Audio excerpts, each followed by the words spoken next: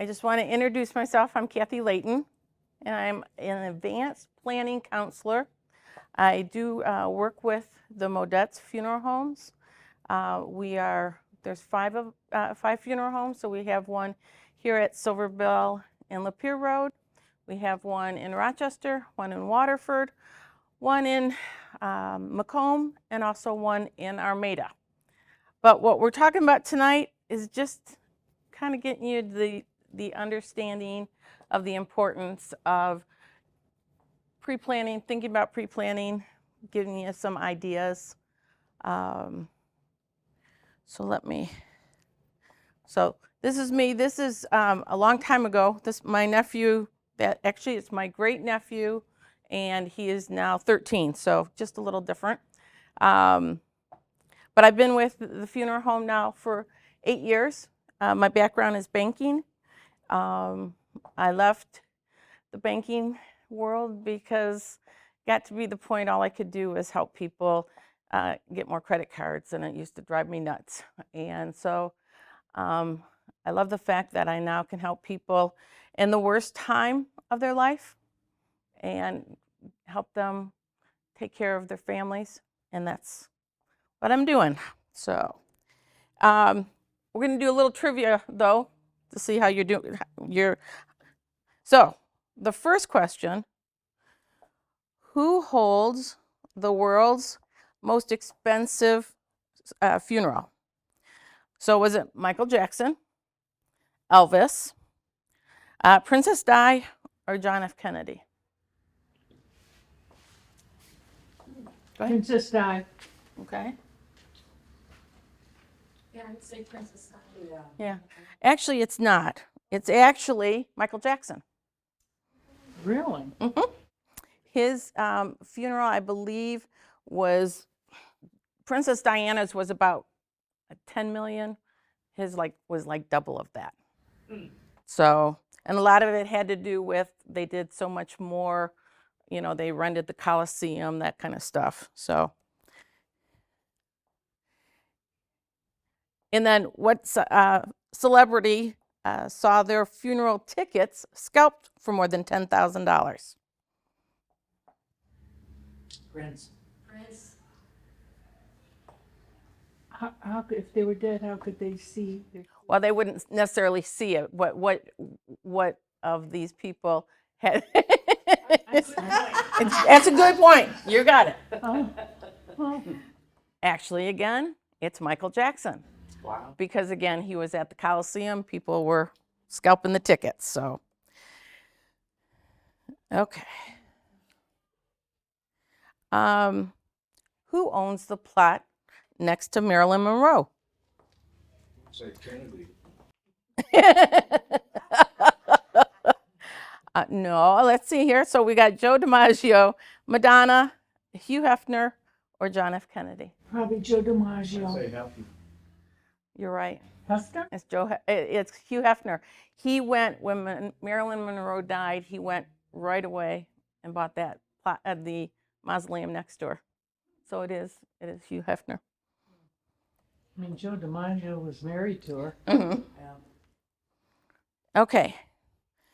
For a veteran service, how many stars should be visible on a properly folded flag?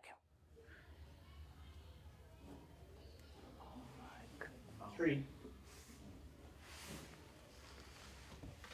No idea. It's actually 4. Oh, 4. And it's 4 because it represented the 4 services, so the Army, Navy, Marines, and Air Force. But now we also have the Coast Guard and we have the space group. So a little different, but do we have any? Are you a veteran? Yes. Are you? Very good. Thank you for your service. Okay. So what we're going to do today, we did our trivia. We're going to talk a little bit more about the funeral home, final wishes organizers, the common reasons to plan ahead, the acute loss period, the 5 keys to a funeral policy, and also how to customize your plan. So my story again is I live in Rochester. I've been married for 37 years. I'm the proud mother of 2 yellow labs. Um, and I love what I'm doing because, again, I say I'm just trying to help people the worst time of their life. I'm a poster child for the good and the bad of pre-planning a funeral. So my dad, who was a heart patient, who should have been planned, we never talked about it because you talk about it, it's going to happen. So when my dad died, of course, it was in the middle of the night. So we were all at the hospital. We then went to mom's house. Then we went home. Came back. We went to a funeral home. And we walk in. I have 4 brothers, 4 very strong sister-in-laws. Throw in my husband and my mom, and we descend on this funeral home. And the first thing out of my mom's mouth was, your dad needs a green casket. And my maiden name's Kennedy, so okay, I kind of get it, but it's like, all right, where'd that come from? But because we never talked about it. And then we sat down and worked at it. And we were there for 4.5 hours. Sadly, things were said in the heat of the moment, and I have a brother now that has nothing to do with the rest of the family. My mom in 2006 spent $17,000 on my dad's funeral. Did she need to spend that? No. But when you're working on exhaustion, guilt, all the emotions and stuff, that's what happens. So when I was tried to talk to my mom about this, because I do help people do this for a living, she wouldn't talk to me. She had nothing to do with me about this. She didn't want to talk about it, wanted nothing to do with it. So it's like, okay. So finally my husband came in to her and said, Doris, you know, if your 5 kids can't pay for your funeral, I'll pay for it, but please at least get it planned so that it doesn't all fall on Kathy at the time of your death. So it was like the weight of the world was lifted off my mom. So we started working on her funeral. And I'm really glad we did, because it wouldn't have been the funeral I would have done for her. And she had beautiful blue eyes, so she wanted to be buried in a blue dress. She wanted to be a blue casket. And I looked at it, I said, well, if that's the case, you're just getting white flowers. I mean, and she looked at me and said, no, I want pink and yellow. I'm going, okay. And she said, and I got the stink eye, and she said, write it down. I'm like, okay, now you're getting into this. Now I know that this is what you want to do. So that's what we had. So my mom lived 6 more months. She wasn't sick at the time that we did it. She lived 6 months longer. And she had, I took a little creative licensing and put her in a silver casket so that her blue dress would look nice and those pink and yellow flowers would be beautiful. And it was absolutely lovely. Had a beautiful funeral for her, and we did it for about $8,000. So, and this was, like, say, 12 years later.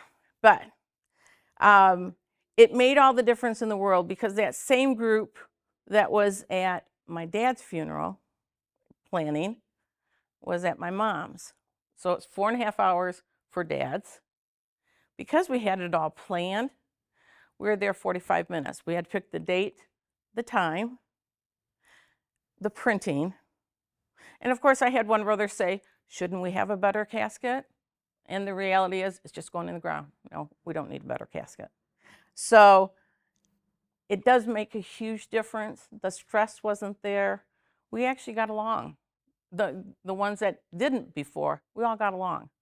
So, and I'm pleased to say that I have a closer relationship with all my brothers than I did prior to my mom dying. So there are some added blessings to it. So I do work with the Modetz Funeral Home. That's a terrible picture of my husband and I, but uh, again, we've been married 37 years. We live in Rochester. The funeral home, they've been in business since 1986. They've been in Rochester, and we have just grown. So we've got the 5 funeral homes. They're family owned and operated for the last 90 years. So, and actually, the funeral home in Rochester, it'll be 100 years this year that it has been a funeral home, been operated at, or next year. So, okay. So, most people think about a funeral that when they go to the funeral home, I've got my burial plots, I'm good.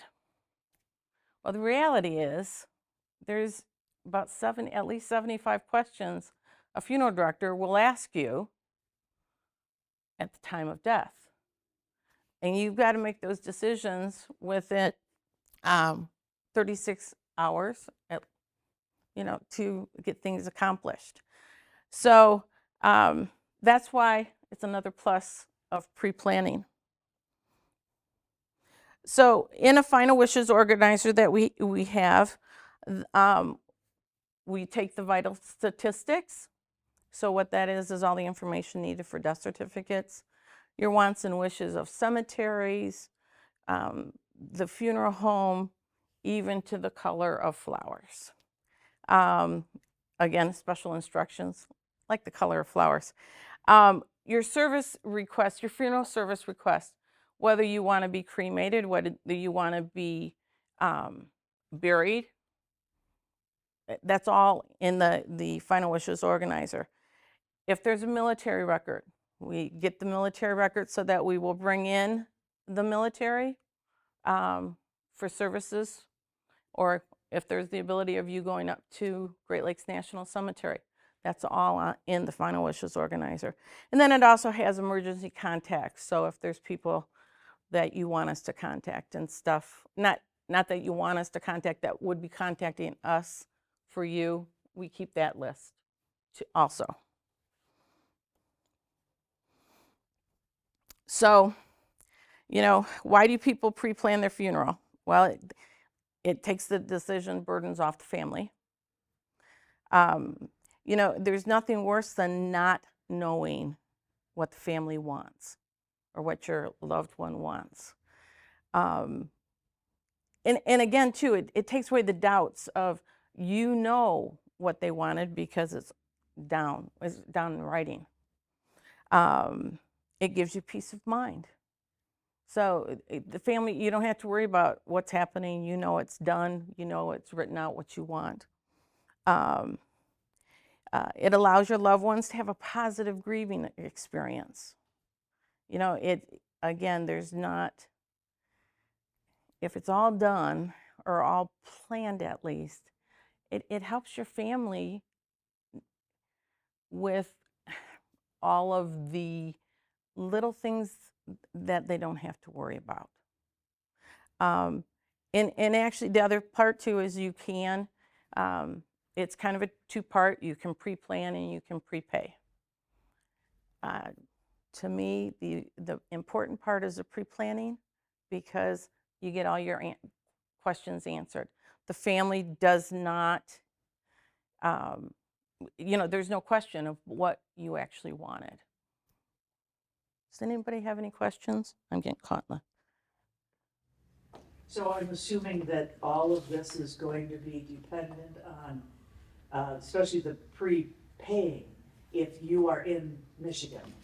Because so many people here, they go to Florida for half the year or wherever. And it actually, and we'll talk about that a little further on, but you can pre-plan or prepay for a funeral, and it can if you move, it can transfer to whatever state you're in.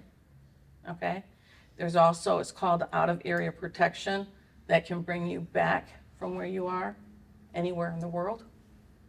So there would be a reciprocity between, say, Modetz and somewhere in another state where if you have prepaid at Modetz, You can actually, what we would do is we would get you back Oh, from, okay? So yes, we would work with a funeral home, if it's in Florida, a funeral home in Florida to get you home, got it. okay? So yes, you can, but you can pay for it ahead of time, and again, it transfers. You also, if you're, have to go on Medicaid, not Medicare, but Medicaid, state makes you sell all your assets down under $2,000. And with the funeral, it becomes irrevocable and they can't take it away from you. So your funeral is always paid for.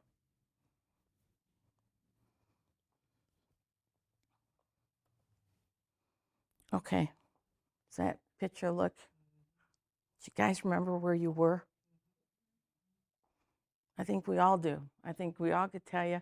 I remember I was sitting in the bank and somebody walked in and said, a plane just hit the tower. And by the time I walked in the back room, I see the second plane hit the tower.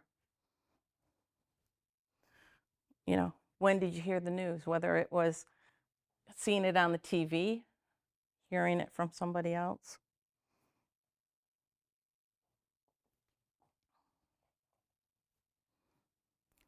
Who did you call when it first happened? What did you do when you first heard it?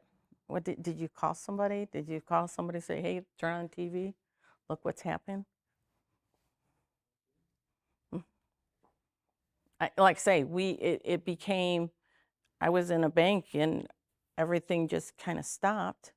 We brought the TV out from the back room and we just sat in awe in watching it.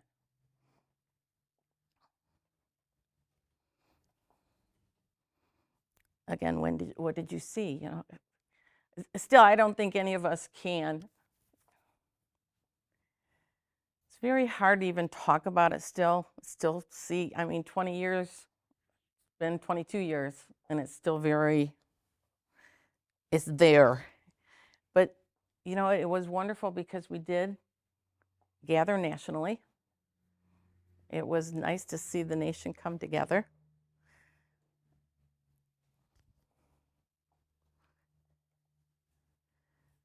And we also connected locally. I mean, how many times did you see a fire department or something, your local fire department out there with their boots trying to collect money for the guys in New York? So I know I had a brother who was doing that. He was a fireman. So I had two brothers who were going to New York. It's like, no, you're not. Okay. You know, and we reflected on what was lost. You know, it wasn't just the families that were lost or the people that were lost. I mean, I think a lot of us, it was the innocence of the United States that were lost, that we were vulnerable to terrorists. So, but we celebrated what was most important. That was the flag. That was, you know, getting together as Americans and being together. So one day, your friends and family are going to have their own 9/11 when they lose you.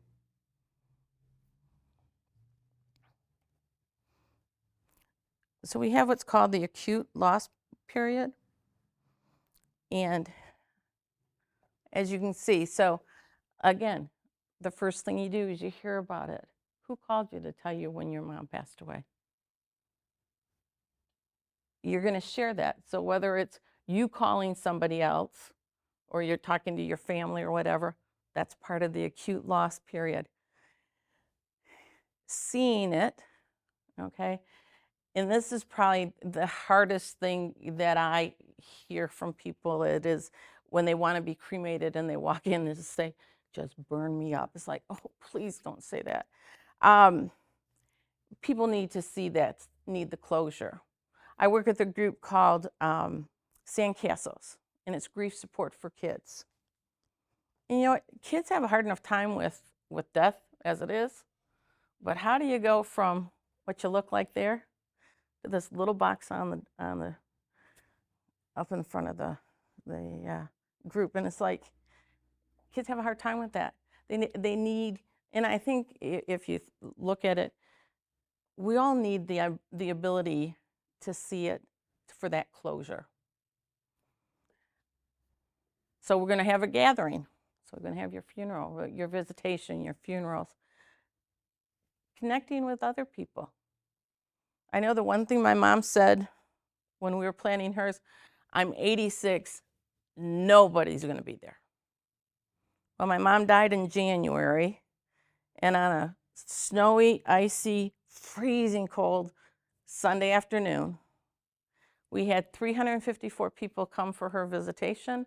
We had 200 people at her funeral the next day, and it wasn't any better weather. So it was connecting with people I hadn't seen in 40 years. It was wonderful. And the one that really touched my heart the most was the principal of my nephew's school. So my parents babysat my nephews, and they were Nana and Papa for the school. And she came in, they'd been out of school like 10 years, out of that elementary school. But she came in with this really small bouquet of flowers, and she said, I had to be here because of the difference your mom made in my life. It's like, wow. You know, you just don't know what difference you're going to make in somebody's life. So that's where the connecting is. And they're going to reflect, just like what my mom did with that family. And then it's the celebrating. You know, to me, there's nothing better than, and this might sound terrible, but to hear people laughter during a visitation, that people are telling good stories, not everybody's sitting there crying. So it's the celebrating.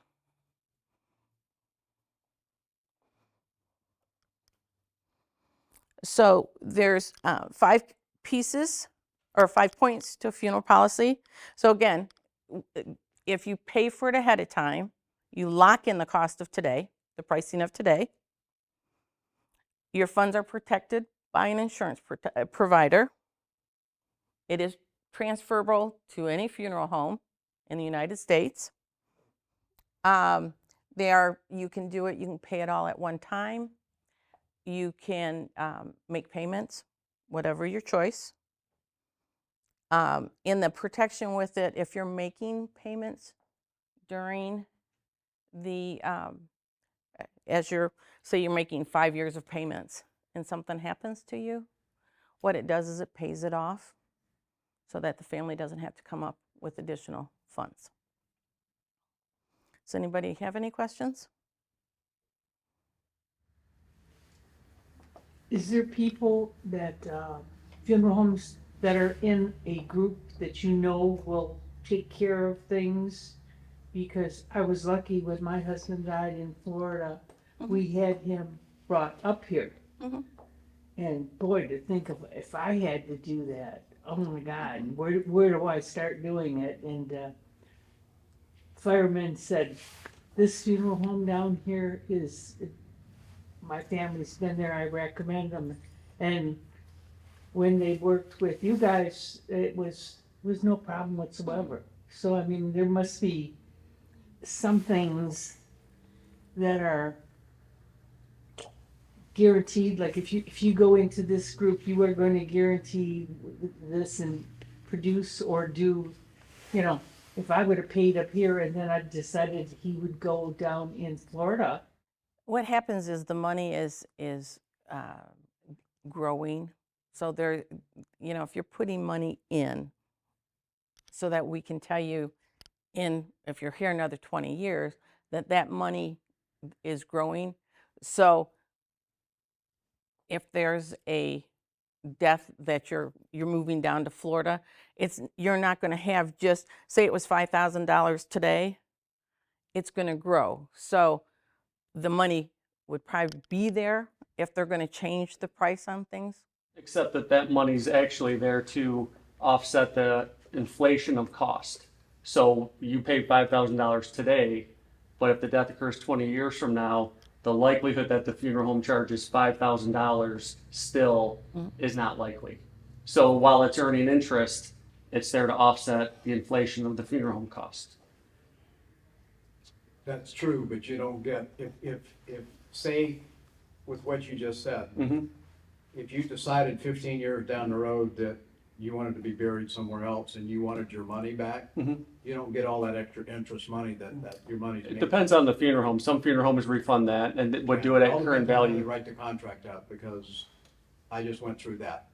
And I did not have access to that interest, that money that they were making for the last 15 years. Mhm. They kept it. Now, the other thing that I ran into also is your opening and closing costs will change. If you paid your opening and closing costs 15 years ago, and let's just hypothetically throw a number out there and say it was $1,000 for opening and closing. Today it may be $2,500. Well, you're gonna pay that extra $1,500 opening and closing. It's not guaranteed. Right, what we guarantee is we guarantee the funeral home services, the merchandise, so the casket, the vault, that's stuff we can control. We can't control what the cemetery is gonna do. And that's, we're seeing, the cemeteries are raising the opening and closing quite a bit. So you can allot money toward it, but that would be something that you may have to, at the time of death, put money toward. But if the scenario was that they paid you in full 15 years ago, and now today they decided that they didn't want to do it, would you still keep the extra money that has been made on that investment? No, our funeral home, if there's money extra that's left over, or if it's not been used, that goes back to the family. No, not that it's been used or not. It's in a trust. Right. It's in a trust. Let's just hypothetically throw some numbers out there and say, 15 years ago, you paid $10,000 for your funeral. Mm-hmm. They took that $10,000, and for the last 15 years, they've made money on that $10,000. And let's just say they made $5,000, okay? If you were to cancel your services, you don't get that $5,000. Funeral home keeps it. Depends on the funeral home. Yeah. Well, That's that's true, yeah. that's true. Let me give you an example. If you prepaid something for $10,000 and it earned interest to make it $12,000, and you decided, now I want a direct cremation, and that costs today $3,000, funeral homes often would say, you're entitled to receive this back because you have not used these funds. It would be today's pricing for the direct cremation, and you are entitled to all of that back. Now, it is legal for the funeral home to keep the interest, but most, if they're doing what they should do, they should refund that. Good luck. Good luck, Wes. We just went with this. Oh. Good Okay. luck getting the interest. We didn't. I know places that do it, so, Well, Maybe it's a good thing we got out of that one. yeah. But if you want to go to Florida, I got 4 plots for sale. And cemeteries and funeral homes are very different Oh, things yeah. with that too. They're very different rules and all of that, Yeah. so. It's amazing how plots have gone up. I'll just say that. Yes. okay, and you were asking someone was asking earlier about if you were in another place and something happened, if we'd bring you back. That we have what's called the out-of-area protection, which is, it's a one-time fee. It has a lifetime membership. You carry your membership in your wallet. It has worldwide coverage. There's no age limits, health questions, or deductibles on it. So what it does, if something happens to you 75 miles away from home, it gets you back here. So we can get, and if anybody would like Final Wishes organizers, I'd be more than happy to get those to you. And if you'd like to sit down with me about it, you're more than welcome. Does anybody have any questions or anything? About the Veterans Cemetery Oh, over in Holly. yes. What is the process and how, I haven't been over there since we've moved back here. Okay. To see how full it is or how empty it is Oh, or. yeah, there's room. I mean, there's, matter of fact, It's give you a- full. It's very full. But it won't fill No. up. But it's, No. yeah, yeah, you're you're guaranteed. good. Yeah. Okay. And the only thing a funeral home will need is your DD 214 to get you there, and it entitles both of you to whether if you're doing burial, you both would get one plot, 2 vaults, 2 opening and closings, and the marker. So your name goes on the front, and your name goes on the back. Yours has the service you're in, the your rank, the date, your dates, and then it still can say, loving father, that kind of stuff on it. And then on the back, you don't have your name and rank, but it'll have your name and your whatever you'd like with loving mother, grandma, whatever. And you should go out there. It's beautiful. Yeah. And right before Christmas, they lay crosses, wreaths on all the graves. Yeah. And there are built-in walls if you're going to be cremated, that you can go in. And if you're going to have just the veteran there are certain areas where there's just veterans, there's smaller plots. And then there's other larger plots that if you want to be buried there, you're allowed if your spouse is a veteran. I mean, I just found that out and I thought that was wonderful. We didn't get to pick where we wanted the plot to be, but you come in and there's a directory. Puts the person's name in and it tells you exactly where they're buried. All on a computer. It's beautiful. Oh, yeah. It's And absolutely gorgeous. if your uncle, I think my uncle's here too, maybe I should go and visit him while I'm here. And you can find out where that plot is. And they're open 365 days of the year, I believe. Yeah. From sunrise to sunset. But I'm guessing the VA does not cover the expenses for the spouse? Or do they? They cover the expenses of the cemetery, but not the VA does not cover any of the funeral side. So yes, they pay for the opening and closing, the vault. She's going to be buried. You're buried on top of each other. If you're going to be cremated, there's columbariums, and you both would be in one of those, and that's all. That side, the cemetery side, is all paid for by the VA or the government. Right, you don't have a ceremony. Usually the veterans have a beautiful ceremony with the guns and the saluting and everything and the flag. Yeah. And it's all donated by local, what word am I looking for? What are Like they? the veterans The group, vet- the veterans auxiliaries and auxiliary. stuff. Yeah. Of different areas. They just say that they'll come out a certain day. And we had someone from a completely different area that had come there, all in uniform and everything, and it was It's beautiful. beautiful. It is. It's absolutely beautiful. I actually tell a lot of people that I don't like them to do totally the whole thing. Leave something for your family to do. It's good advice. Whether it's the music, the church things, the printing. I don't have them do everything because I don't think it's good to pull everything away from the family. I do have a few that have been micromanagers that I would imagine whether they did a prearrangement or not, it would have all been written down anyways. But I think it's healthy and good for the family to be included and to do things at the time of death also.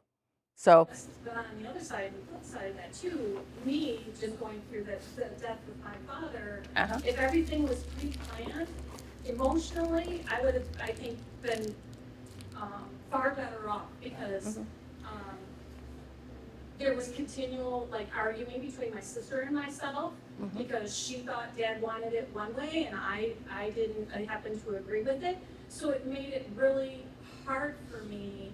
And it was during COVID. I mean, there was all kinds of other factors going on, and if we had pre-planned ahead of time and understood what he wanted, it would have been a better process and mourning process for myself.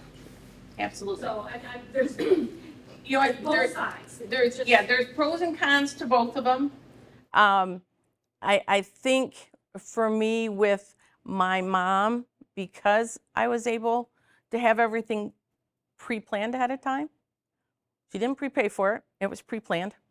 I actually was able to do my mom's eulogy, which all my brothers bet me I couldn't do it. I couldn't stand up there and do it, but I could do it.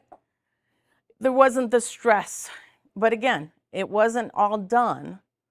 We did make decisions. We did do the printing, the dates, and yeah, you're never going to pick the date or the time when you're pre-planning, but you don't have to do the printing. You don't have to do all that, the small things, the church things, the saying service things that you want exactly at the church and stuff. That wasn't done. That was done with my mom. That was done at the time of her death. So I agree with you completely on that. And I think where people run into a problem is especially when, the growing trend you were talking earlier about, that you need to see a deceased. Well, the reality is that's going away in this country. And the amount of times that there is what's referred to as a direct cremation, meaning no viewing, is happening all the time. And that is fine.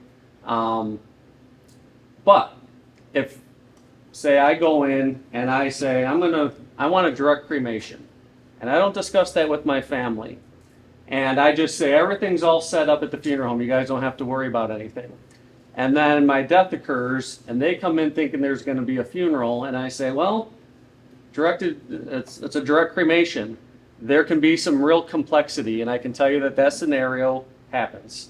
So I'm not anti-pre-arrangements. I'm definitely for pre-planning. It's a lot easier to have conversations before you need to have conversations. But I think the most important thing is to speak with the people who are going to be the ones mourning you, and make sure that what you're doing gets them where they need to be. By getting our dead where they have to go, whichever way you do that, we get where we need to be. And there's a process for that, and it's different for everybody. But you should have some conversations with the people who will be mourning you. That's easier said than done when you have a spouse that's 40 years old. It's true. Sherry didn't talk to you about it. My husband didn't talk to me. There was no conversation about that. Didn't want to talk about it. Yeah. And not everyone does. And I can tell you, as someone who's been around funeral service, when my father started to have some health issues, and he started to say, hey, in case this doesn't go the way we're hoping for, and we were like, no, we don't need to talk about that. It's a hard conversation to have. I agree. No, it is. Especially when they're going through treatment. Yep. And that's the last thing they want to talk about is they're not going to make it through the treatment. Correct. That they're going to die. That's, But we're talking about if you're talking about for yourself. If someone's going through treatment and they want to talk about it for themselves, that's a conversation worth having. you can't make them. No, absolutely not. And it's just good for everybody to be able to have choices. Yeah. So everybody picks and does what they feel is right for them at that time, and So, I mean, that's fine for if somebody is older and they know that, there's going to come there's an expiration date on the end. But not so much when they're you'll actually see people when you have a friend or one of your contemporaries with the younger people that has passed away, kind of gets people talking and thinking.